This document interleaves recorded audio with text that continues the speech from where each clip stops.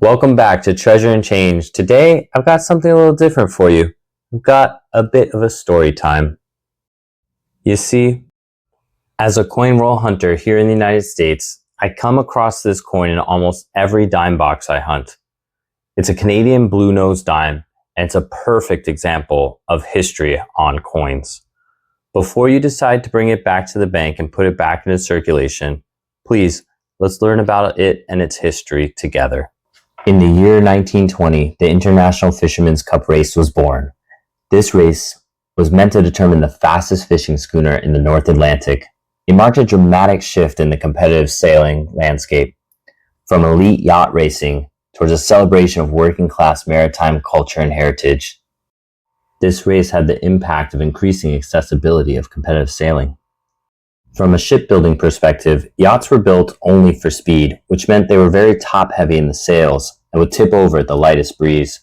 But these fishing schooners had to be able to survive in the whipping winds and rough seas when they were out fishing during the racing off-season. Because these fishing schooner races took place in the North Atlantic, they mainly pitted vessels from the New England, Massachusetts area against those from Nova Scotia, and the winner got some serious bragging rights. Well, in 1920, who do you think won the inaugural International Fisherman's Cup race? That's right, the United States of America. Calvin Coolidge, who was then governor of Massachusetts, described the win as, and I quote, a triumph of Americanism. Well, Nova Scotia was a hub for shipbuilding, and Nova Scotians took the loss especially hard. Some would say they took it personally. Their response to this loss was to build and captain a schooner that would go on to dominate races for the next 2 decades. They called their schooner Bluenose, which is a nickname used for Nova Scotians that has its first known usage in 1785 by a British loyalist Tory named Joseph Bailey. The schooner was designed by William James Ruey and made in Lunenburg, Nova Scotia, using Nova Scotian pine, spruce, birch, and oak, with Douglas fir masts, which were sourced from British Columbia. The main shipbuilder was Richard Smith, and his daughter, Audrey Smith, christened Bluenose before its launch on March 26, 1921. Augustus Walters was chosen to be its captain. By that point, he had already had a reputation as a formidable captain. He had participated in the 1920 trials, racing another schooner, but its mast broke during the competition, and the question was, could he do it on a stronger ship? He had a crew of about 20 sailors, pictured here, mostly made up of native Nova Scotians. Bluenose won its first 2 races handedly, one against rival Elsie by more than 3 miles, and the other against the Henry S. Ford. However, in 1923, the competition was deemed a tie because of complications stemming from a recent rules change. The controversy of this outcome led to an 8-year hiatus in the race. Skipping forward through other accolades, in 1930, Bluenose was defeated by the American schooner Gertrude L. Thiebaud in the inaugural Sir Thomas Lipton International Fishing Challenge Cup. However, there was controversy again because of weather-related restarts, which occurred both times Bluenose took the lead. To add to the controversy, the following year, Bluenose easily won the rematch. During the hard times of the Great Depression, Bluenose became a great source of pride for Nova Scotians and Canadians alike. Because of its victory, it earned the nickname Queen of the North Atlantic. It became famous in its time. In 1933, it was at the Century of Progress World's Fair in Chicago. During this event, at least 2,500 visitors toured it daily. It also sailed across the Atlantic to participate in the Silver Jubilee of King George V in 1935. Now let's talk about how it ended up on the Canadian dime. On January 20th, 1936, King George V died. He had been suffering with a chronic respiratory illness which caused him significant pain and breathing difficulties.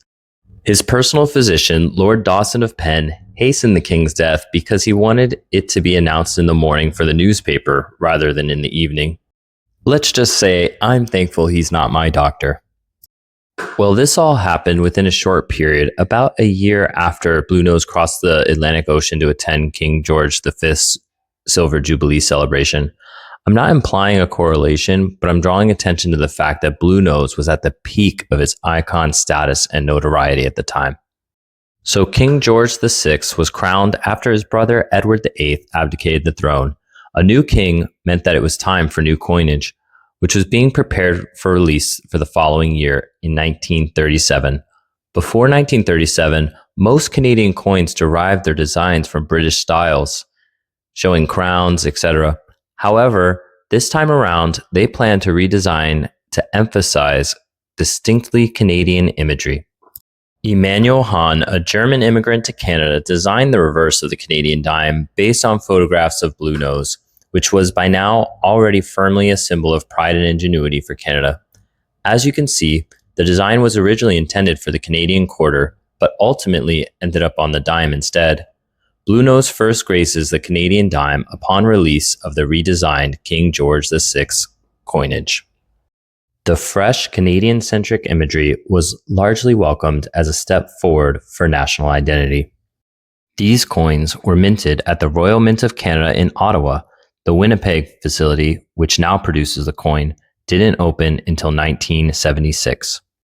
Over time, schooners became obsolete and stopped racing. Throughout its lifetime thus far, Bluenose's primary purpose was as a fishing vessel, even throughout its racing years. So now, it became only a workhorse. It was at one point fitted with a diesel engine to modernize it, but schooners were just yesterday's technology. The ship's captain, Angus Walters, retired in 1940, and as debts mounted, he eventually sold it to the West Indies Trading Company in 1942. World War II was underway, so Bluenose was stripped of its masts and rigging and used solely as a diesel-powered Caribbean cargo ship. On January 28, 1946, after the war, it foundered on a reef off Haiti's coast. Since then, various divers claim to have found the wreck, but none of the wrecks have been proven as a Bluenose. A replica was built of Bluenose using the original blueprints, and it was named Bluenose II. This ship was launched on July 24, 1963, before a crowd of 50,000 people. Captain Walters was on board the ship at the age of 82, as it took its first voyage to the West Indies.